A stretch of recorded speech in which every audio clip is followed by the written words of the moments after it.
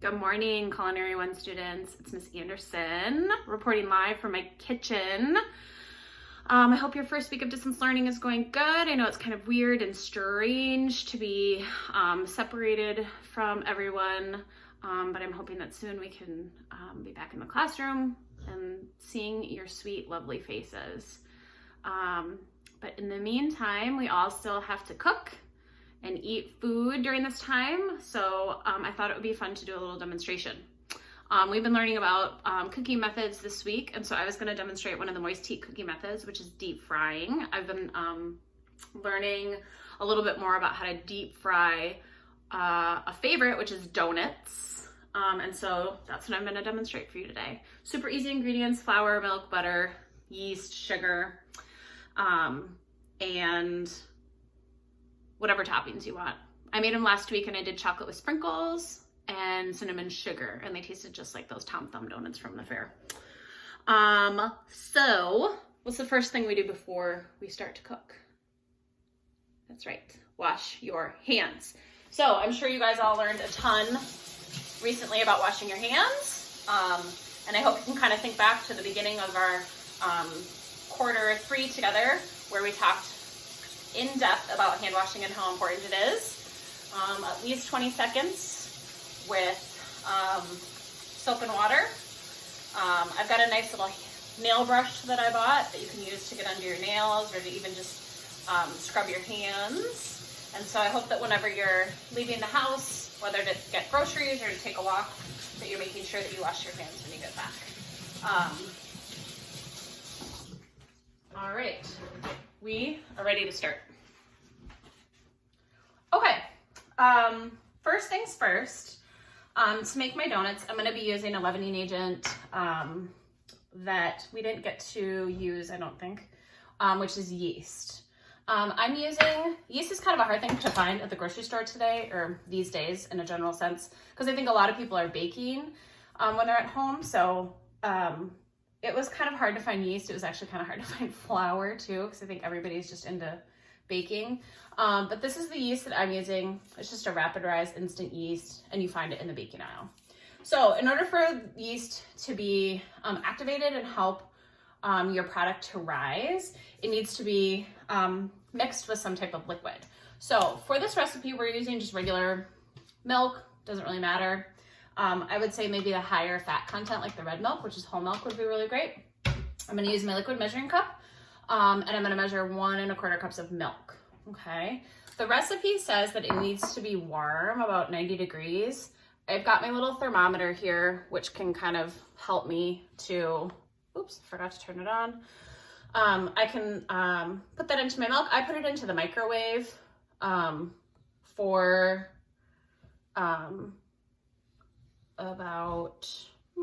it's about 30 seconds.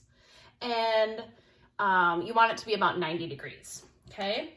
So I'm gonna heat that, and then I'm going to add my milk and my yeast into a bowl, which I forgot. All right. Okay, so here is my bowl. And into my bowl, I'm gonna add that warm milk. Whoops, that was really loud. And then I'm gonna sprinkle the yeast on top, okay? And I'm gonna stir that a little bit, and then I'm gonna let it sit for about 5 minutes until it gets foamy, okay? This is just gonna activate the yeast a little bit, get it working. So I'm gonna stir and let sit. All right, we're back. My yeast has been hanging out in the warm milk for about 5 minutes. And now I'm gonna move on to making more of the dough. So I've got my stand mixer here. Again, you don't have to use a stand mixer. You can just use a spoon and your hands to knead. But I'm gonna be adding the yeast milk mixture into the bowl of my stand mixer. There's a little something in there. So I'm gonna dump all that in. Maybe make sure I have a spatula to kind of get all the little bits into there. And then into this bowl, I'm gonna add my eggs, butter, and sugar, and salt. So I've got 2 eggs. I'll lower this just a little bit. So I've got 2 eggs that I'm gonna add into there. 1 and a 2. And I've got a 1/4 cup of sugar that I'm also gonna add into there. I think it was the first time I cracked an egg or something. Okay, eggs. And I've got 1 stick of butter that I melted in the microwave and then I let it cool down a little bit. So 1 stick of melted butter. Sugar, 1/4 cup of sugar. And then a teaspoon of salt. I'm using kosher salt, but you can use any kind of salt. All right. Next, we're gonna mix. Okay, so I'm gonna add my huck attachment onto my stand mixer, lower that down, and I'm gonna mix together. Then I'm gonna add about half the flour, so I need 4.5 cups of flour, 4 1/4 cups of flour total. And I'm gonna add about half of that in at first. Mix it, and then I'm gonna add the rest, okay?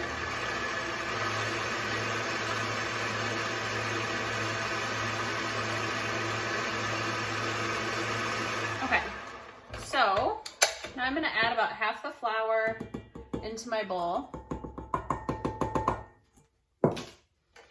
Lower that down and then mix. Remember, if you have a stand mixer at home, you don't want to start out on the highest speed because it's all going to flash back on your face.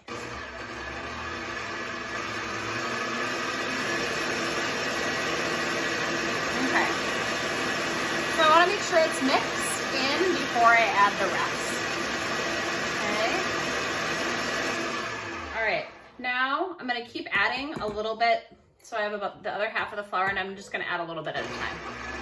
Maybe 2 tablespoons at a time. Keep going. Okay. You might want to have some sort of a tool to push it down. If you were just doing this in a regular bowl, you would do the same thing. It's just the hook, you would just use a spoon. Okay? So, if you do have one of these though, you just want to make sure that all the flour goes down. Add a little bit more. Okay. A little bit more.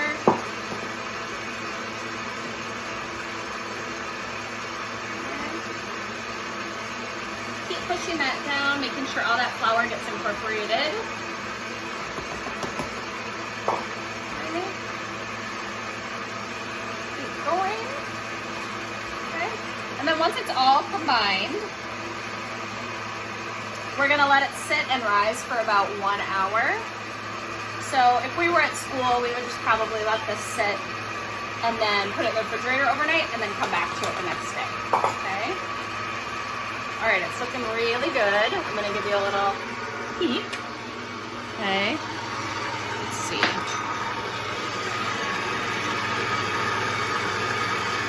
How well you can see. Just looks like regular dough. Okay. And I can see right now that it's still a little bit sticky. So I'm gonna add a little bit more flour. So this is what my dough is looking like. As you can see, if you look at it, it almost looks like cookie dough, which means that it's a little bit too wet. So I'm gonna add a little bit more flour. And then I'm gonna knead it on the counter, okay? So I'm gonna get rid of my stand mixer, okay? And I've got my dough right here. And into the mix here, I'm gonna add a little bit more flour. And I want it to be, you know, it cannot have enough moisture so that it's sticking onto my hands every time I touch it. So I'm gonna put it onto my counter here and Kneading is where we're going to fold over the dough. We're just going to sort of keep folding and using the back of our hand like that to work the dough, get that yeast activated. So I'm just going to keep folding and turning and folding and turning, okay? If it's really, really sticky and it's sticking onto my hands, we'll just add a little bit more flour at a time, okay? Okay.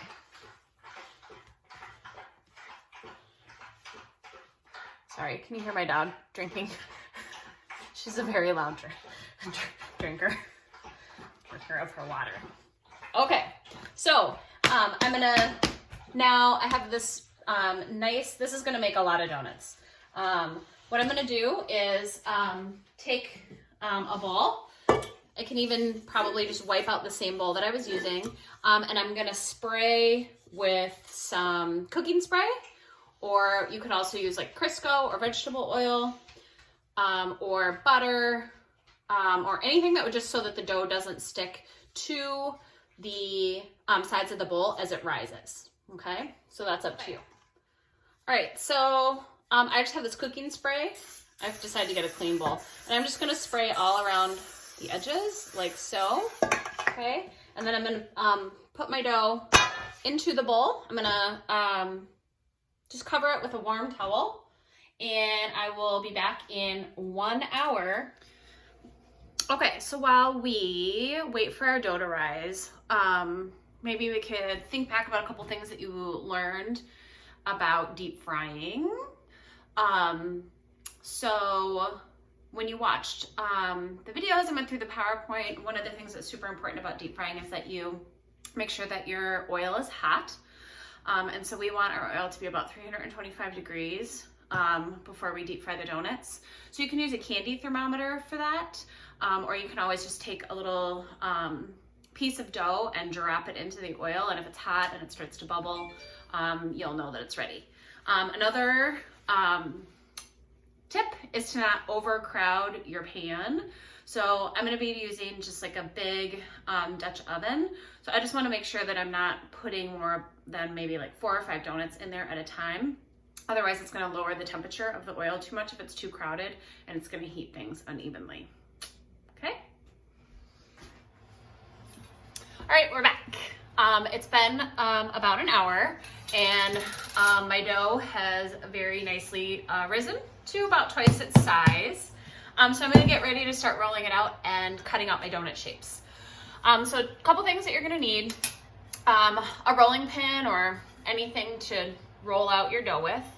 I did buy this donut cutter on Amazon, but I'm pretty sure that you could just use something around the house, even if it was just like, I don't know, let's say a cup, and you can use this to cut out your shapes. Find something smaller to cut out the middle. Or I know if you want to take off the middle, like if you don't want to have a hole in it, and then you can just make it like Bismarck style, that's up to you. So I also have prepped over here a cookie sheet with some parchment paper just to like set my little donuts on before I deep fry them. And my oil is behind me right there in my Dutch oven, and it is heating up to about 325 degrees. I also have a little bit of flour on the side here to help me so that it doesn't stick. So I'm gonna start rolling. I'm gonna make sure I already washed my hands. Again, I'm gonna make sure I have a nice clean counter. And I'm just gonna sprinkle a little bit of flour onto my counter here, and I'm gonna start rolling. Got my dough, and I want it to be about a 1/2 inch thick. Okay. And it doesn't really matter the shape, because I'm just gonna, it's just like when you cut out cookies or anything like that. So the key and the most important thing is that it's even. I don't want to have some pieces of my donuts that are going to be, you know, thicker than others. So a nice even shape here. So a 1/2 inch, it's about like that. Okay. So I'm just gonna take my donut cutter then, and I'm gonna give it a little bit of a twist with my limited experience with this cutter. I know it can be a little bit fussy. And then I'm gonna get, looks kind of like a pineapple. I'm gonna get these little donut shapes, and I have the holes left over here too if I wanna put those on a separate sheet. Okay, and then I'm just gonna keep cutting, keep rolling out my dough until I have used it all.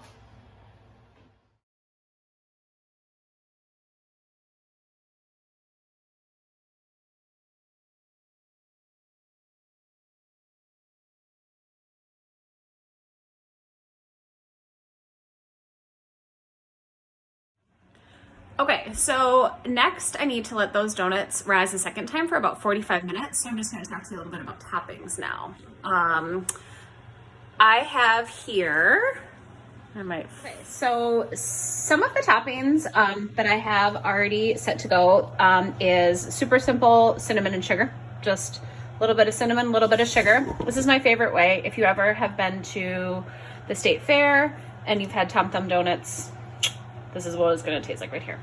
Okay, then I'm also gonna make a little bit of like chocolate sauce. So I'm gonna take a couple Hershey bars, melt them with a couple tablespoons of cream in a tiny saucepan and melt that so I get a nice shiny chocolate sauce. And then I'm gonna dip them in these sprinkles.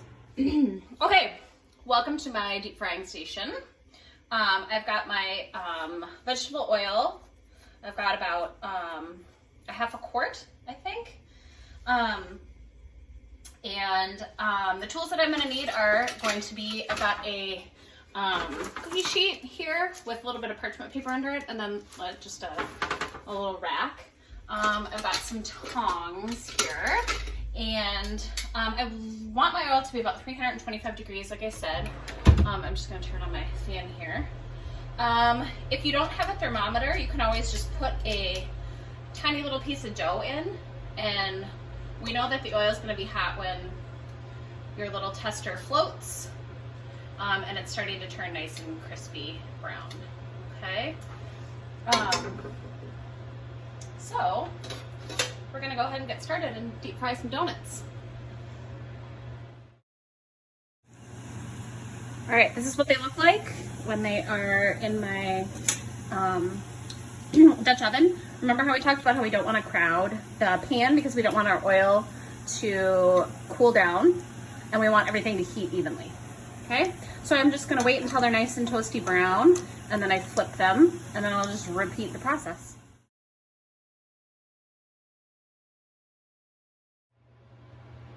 Okay, I've got my first 4 donuts that are out of the oil right now. They look beautiful, and while they're still hot, I'm gonna use my favorite topping right here, which is cinnamon and sugar. And I'm just gonna drop my donuts in there. And while they're still warm, I'm just gonna toss, I'm not doing a very good job being careful here. I'm just gonna toss them so that the sugar and the cinnamon sticks to them. Okay. Oh, whoops, sorry. There we go. And then lay them down on my sheet.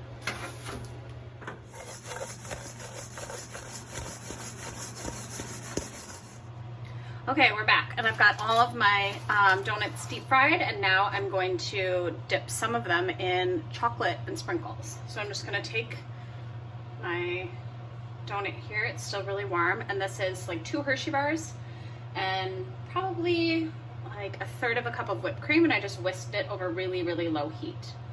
Okay, so I'm gonna dip that in the chocolate, put that down right there, take some sprinkles,